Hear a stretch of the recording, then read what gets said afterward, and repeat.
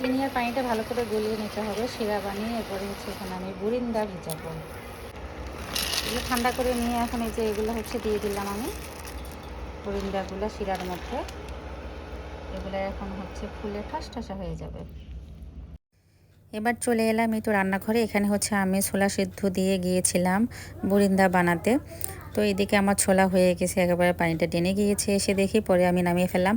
Hello Ibran, আসসালামু আলাইকুম। প্রতিদিনের মতো নিয়মিত রান্নার ভিডিও নিয়ে আজকেও আসলাম আপনাদের সামনে। সবাইকে রমজান মোবারক, প্রথম রমজানের শুভেচ্ছা রইল।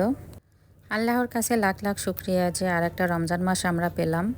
তো এদিক দিয়ে ছোলাগুলো নামিয়ে আমি হচ্ছে এখন পেঁয়াজও বানানোর জন্য এই তো প্যানটি বসিয়ে দিয়েছি। তেলগুলো ভালোভাবে গরম করে নেওয়ার পরে হচ্ছে আমি এগুলো দিয়ে দিচ্ছি একটা একটা করে। পেঁয়াজও বানানোর জন্য এই ডালগুলো আমি আগেই বেটে ফ্রিজে রেখে দিয়েছি।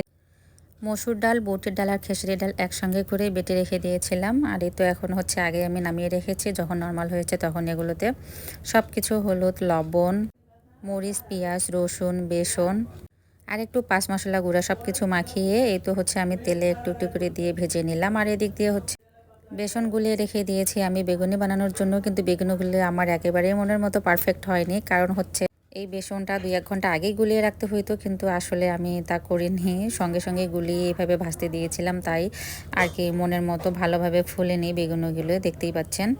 আর ওদিক দিয়ে আমার ছেলে কিন্তু শরবত, টেবিল সব কিছু রেডি সুন্দর করে করেছে ডেকোরেশনটা। মাশাআল্লাহ, ছেলেটার মুখটা একেবারে শুকিয়ে গেছে, যেহেতু রোজা ছিল। তো আমরা সবাই মিলে তো হচ্ছে ইফতার শুরু করে দিলাম। আমার মেয়ে প্রথমে আগে শরবত নিয়ে ও বলতেছে আমিও তো রোজা ছিলাম। তো ইফতার করতে গিয়ে মনের মধ্যে অসম্পূর্ণতা কাজ করছিল। আমার হাজব্যান্ড আজকে আসতে পারেনি, তো আমরা একা একাই আর কি খেয়ে নিলাম। এদিক দিয়ে আবার রান্নাঘরে চলে আসলাম। এই যে আমার একটা মজার এবং অনেক প্রিয় লাল শাক ঝোল করতেছে। লাল শাক আর পালং শাকটা হচ্ছে একসঙ্গেই আমি রসুন তেলে দিয়ে আর কি হচ্ছে বার্গার দিয়েছি। আমরা কিন্তু আমাদের এদিকে বার্গার বলি, অনেকে তেলানি বলে। যে যেই নামে বলেন না কেন অবশ্যই একটু কমেন্টসে জানাবেন। আর এদিক দিয়ে হচ্ছে ইফতারের আগে আমি খাসির মাংসটা রান্না করে রেখে দিয়েছিলাম। এখন হচ্ছে আমি নামিয়ে ফেললাম। কেমন হলো আমার আজকের রান্নাটা অবশ্যই একটু লাইক কমেন্টস করে জানাবেন। এরপর আর একটা মজার তরকারি আমি বসিয়ে দিয়েছি। এখানে আমি শুটকি রান্না করতেছি। যে শুটকিটার নাম হচ্ছে কিন্তু বৌদুলালি শুটকি, আপনারা চেনেন কিনা অবশ্যই জানাবেন। তো এখানে লাল ডাঁটা, গাজর, আলু এগুলো দিয়ে আর কি শুটকিটা রান্না করব। তাই শুটকিগুলোকে আগেই হচ্ছে ভালোভাবে মরিচ, পেঁয়াজ আর রসুন দিয়ে হচ্ছে আমি কষিয়ে নিয়েছি। কষিয়ে নেওয়ার পরে এই তো সবজিগুলো এর মধ্যে দিয়ে দিলাম। এবার আরেকটু ভালোভাবে নেড়েচেড়ে এখানে আমি পানি দিয়ে দেব।